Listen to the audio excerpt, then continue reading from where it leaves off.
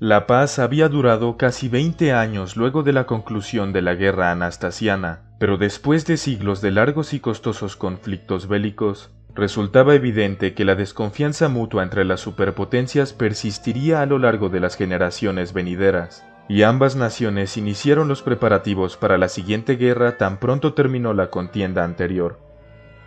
El Imperio bizantino no tenía ni el poder ni los recursos militares de los que había gozado el antiguo Imperio romano, pero habían perfeccionado de manera formidable la defensa de sus fronteras exteriores.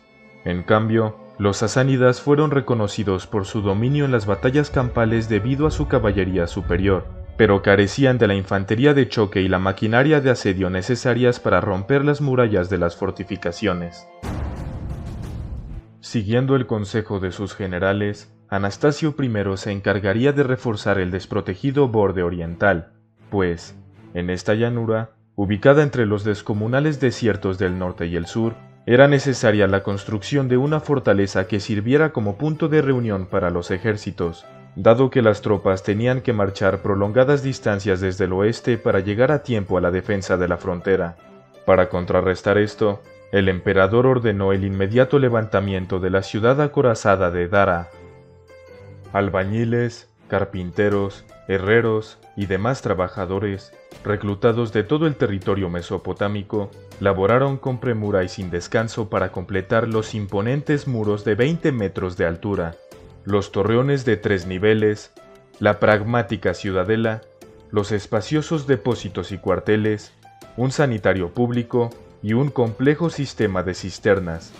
Dara pasaría a ser un refugio para la milicia bizantina, desde donde las tropas podrían descansar y preparar sus armas al tiempo que vigilaban el paso hacia Siria. Para el momento de su muerte, Anastasio I había estabilizado y enriquecido enormemente al país, aumentando la tesorería imperial y dejando un exceso presupuestario a su sucesor, Justino I. El hombre, que tenía más de 60 años cuando asumió el poder, continuó con la consolidación del imperio, enriqueciendo aún más el tesoro y retomando el compromiso de mantener ejércitos en el este. En el frente diplomático, Justino cultivó en secreto algunos estados clientes en los confines del territorio, intentando obtener cualquier ventaja sobre Persia, mediante la creación de zonas de amortiguamiento y puntos estacionarios para posibles guerras en el futuro. En Arabia, Justino apoyó la exitosa invasión aksumita de los himyaritas, arrebatando el control de su reino estratégicamente importante a los sasánidas y obteniendo acceso a valiosas rutas comerciales para el incienso y la mirra. En el norte, el emperador se entrometió en la Iberia predominantemente cristiana, alentando a varios obispos influyentes a iniciar una insurrección contra los persas. Además, fomentó la influencia bizantina sobre el reino de Lásica, al otorgar personalmente a su gobernante las insignias y túnicas de la realeza, incrementando también la legitimidad de los parientes al proponer la unión con una mujer del imperio.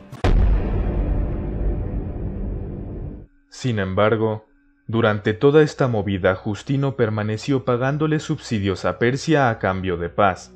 El rey de reyes sasánida, Kabad I, aprovechó el hecho de que las heridas provocadas por las invasiones únicas en Europa permanecían frescas, y persuadió a Constantinopla con la excusa de que debían contribuir a que sus ejércitos siguieran manteniendo bajo control a los heftalitas, advirtiendo además que, de haber un incumplimiento en los pagos, la armada persa recurriría al saqueo para financiar la lucha contra los nómadas del este.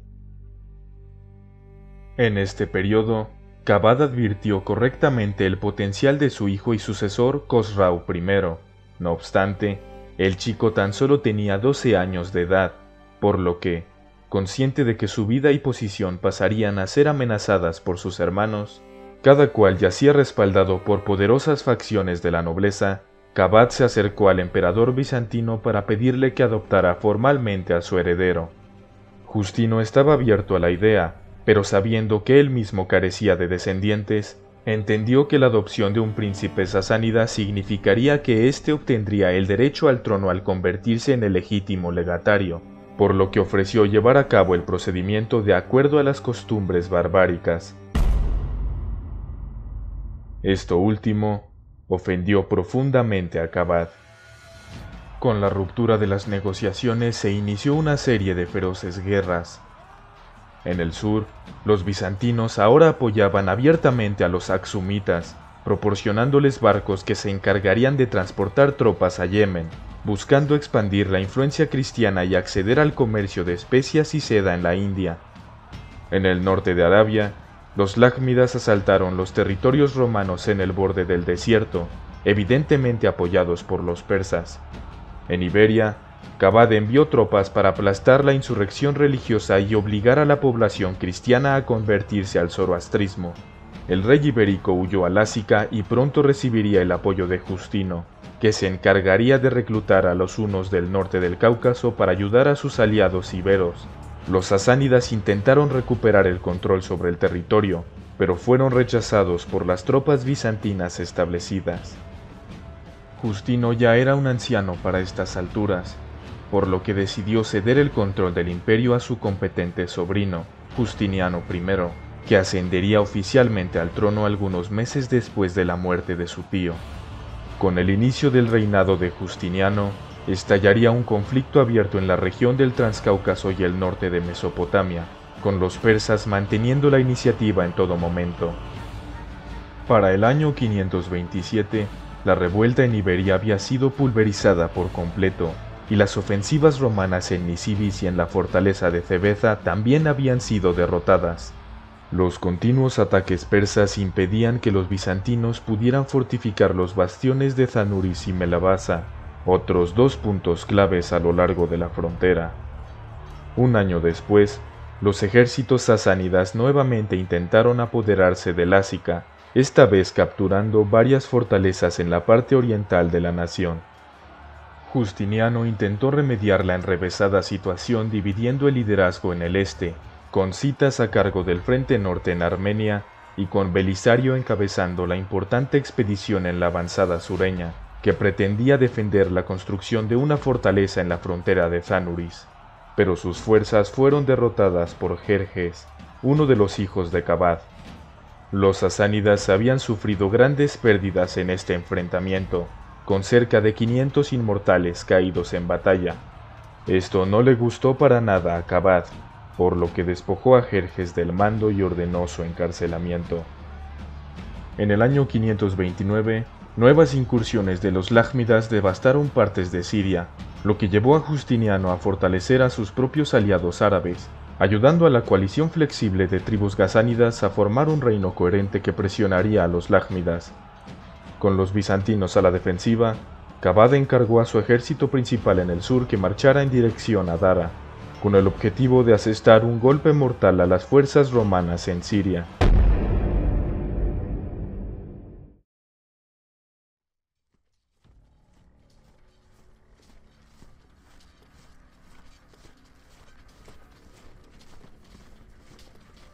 El ejército sasánida llegó a las afueras de la ciudad apenas un día después de salir de Nisibis.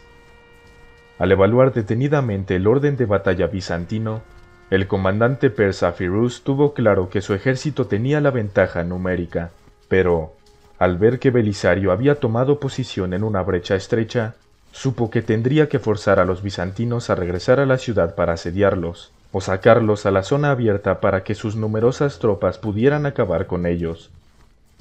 Firuz tenía 40.000 hombres bajo su mando, de los cuales cerca de 15.000 eran soldados de infantería ligera, unidades que eran conformadas por individuos de escasa formación militar y reducida habilidad de combate, resguardados por 5.000 mercenarios de infantería pesada, cuyo equipamiento recordaba vagamente a los antiguos legionarios romanos. Sus 20.000 efectivos de caballería pesada, vestidos con armaduras laminares, luchaban como los renombrados catafractos, poseyendo la capacidad de tensar sus arcos en pleno galope y hacerle frente a algunas de las cargas frontales más devastadoras de su tiempo gracias a sus alargadas armas punzantes. Alineados al otro lado del campo, Belisario rechazó la idea de ser sitiado dentro de los muros de Dara, por lo que hizo los preparativos para una batalla frente a la ciudad. Sin embargo, se tendría que enfrentar a varios problemas importantes. Era significativamente superado en número, con únicamente 25.000 hombres a su disposición, cuya calidad también era inferior a la de sus homólogos persas. 15.000 jinetes eran su fuerza principal, divididos entre las dos alas de la formación, y aunque experimentados, la mayoría eran superados en destreza por los catafractos persas, siendo sus únicas unidades montadas al frente los 1.200 hunos y los 1.500 bucelarios en el centro, que servían como su regimiento de élite personal más confiable. Su infantería contaba con 10.000 soldados de mala calidad, compuestos por tropas de guarnición fronteriza, fuerzas provinciales, sobrevivientes de batallas anteriores y hombres que fueron reclutados apresuradamente en el campo, algunos de los cuales tuvieron que recibir entrenamiento básico de tiro con arco en los días previos a la batalla, para compensar el escaso número de arqueros. La moral de la infantería de Belisario era baja, debido a los continuos reveses y derrotas sufridos contra los persas a lo largo de toda la campaña, y el caudillo sabía que si se enfrentaban a una carga de caballería sasánida en todo su esplendor no lograrían resistir por mucho tiempo. Para compensar las deficiencias de su ejército, el comandante bizantino hizo cavar una larga línea de zanjas a lo largo de toda la vanguardia. Los surcos eran demasiado anchos como para permitir que la caballería enemiga saltara sobre ellos, siendo además diseñados para ralentizar la carga de los peligrosos jinetes persas, pues habían sido concebidos con múltiples cruces estrechos para servir como desviaciones en forma de cuello de botella. La infantería se había colocado ligeramente más atrás para proteger los accesos, desde donde podrían ser apoyados por tropas de misiles estacionarias, que habían sido montadas en las murallas de la ciudad. Con los bizantinos firmemente atrincherados, era la responsabilidad de los sasánidas ejecutar el primer movimiento. La mayor parte del día transcurrió sin acción alguna, pero hacia el final de la tarde, elementos de la diestra persa avanzaron hacia el enemigo a paso firme. No está claro si los oficiales querían poner a prueba la determinación de lo que percibían como un enemigo inferior, o si Firuz había dado la orden de un ataque de sondeo, pero la caballería de carga pronto entró en contacto. Después de un breve enfrentamiento, los jinetes de Belisario retrocedieron hacia las murallas perseguidos por los persas, pero luego vino la señal para los arqueros, y una nube de flechas cayó sobre los perseguidores. Los bizantinos se frenaron en seco y dieron la vuelta para enfrentar directamente a sus adversarios. Engañados por una retirada falsa y un contraataque fingido, los sasánidas no consiguieron aguantar mucho antes de tener que retirarse a sus propias líneas, tratando a su vez de atraer a los bizantinos para que los siguieran. Pero Belisario había sido claro, había dado la orden de que nadie debía cruzar más allá de las trincheras, y así hicieron sus hombres. Al darse cuenta de que tendría que abrirse paso violentamente a través del enemigo, Firuz envió un mensaje a su rey para solicitar refuerzos.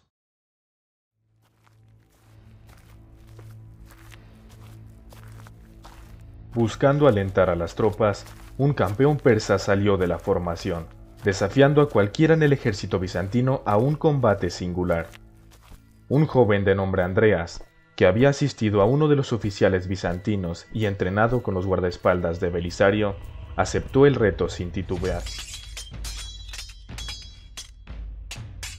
El duelo terminó al transcurrir varios segundos, con Andreas caminando de regreso a su posición entre los energéticos gritos de sus compañeros, pero justo a mitad de camino, un segundo persa dio un paso adelante.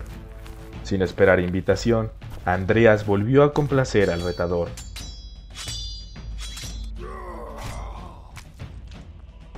No mucho después la pelea había concluido, con Andreas emergiendo victorioso por segunda vez y regresando junto a sus camaradas como todo un héroe.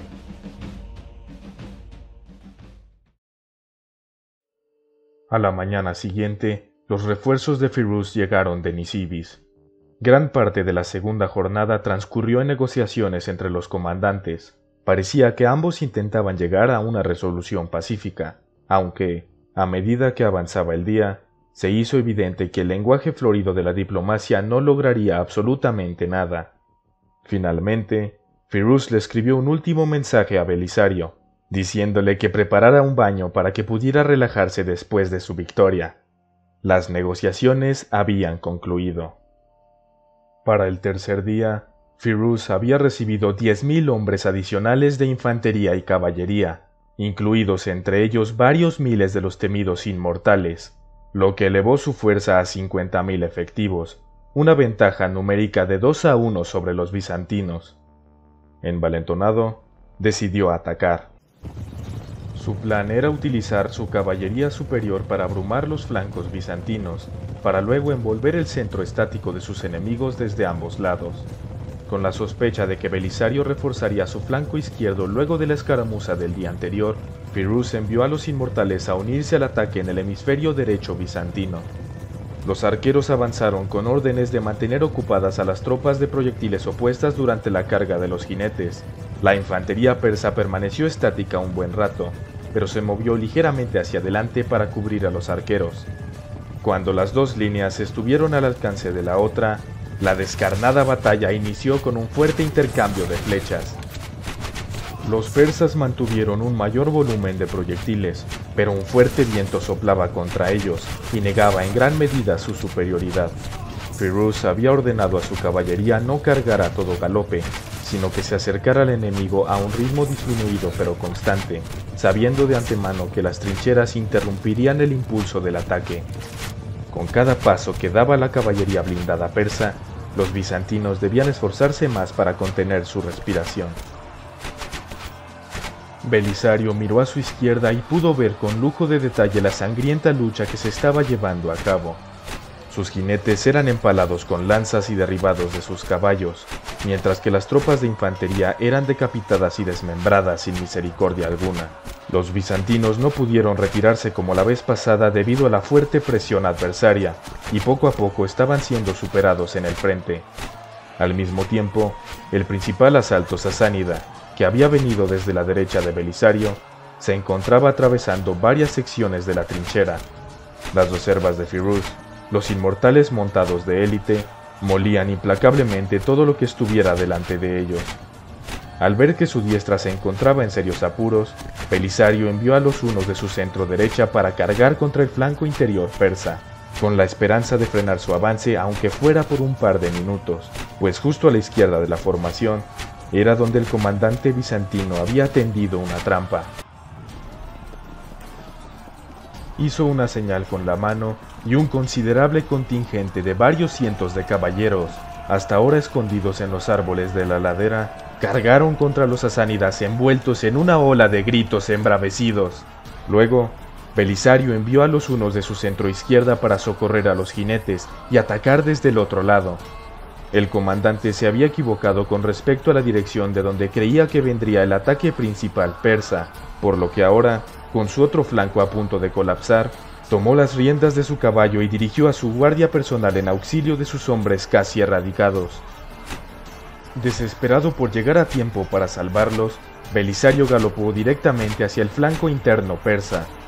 El impulso de la carga se dividió a través de las líneas enemigas, con algunos de los efectivos sasánidas en el frente que permanecieron intentando abrirse camino hacia adelante para provocar el colapso de la formación, mientras que los que se encontraban en la parte posterior ahora estaban entrelazados en una carnicería con el séquito del comandante bizantino, protegiendo a sus compañeros para que pudieran completar su cometido. Con sus fuerzas en el flanco derecho rodeadas casi por completo, las comunicaciones con Firuz se vieron gravemente afectadas, y la cadena de mando comenzó poco a poco a derrumbarse. A los oficiales sasánidas les resultaba cada vez más difícil controlar a sus hombres, y en poco tiempo el pánico ya se había apoderado de ellos. Viendo que su final estaba cerca, los persas huyeron en desorden, dejando cerca de 3.000 aliados muertos a sus espaldas. Algunas de las unidades bizantinas se dieron la vuelta para ayudar a su flanco hermano, por lo que la persecución de los jinetes en retirada fue demasiado breve, pues los obedientes romanos nuevamente se habían apegado al plan de su comandante de mantener la posición al margen de las trincheras. A la derecha, el ataque flanqueante de Belisario finalmente había conseguido detener al dique de la caballería pesada persa. Durante la amarga lucha, el segundo al mando sasánida fue derribado y ejecutado junto con su abanderado, lo que provocó que sus seguidores cayeran desmoralizados con prontitud. La batalla estaba ganada.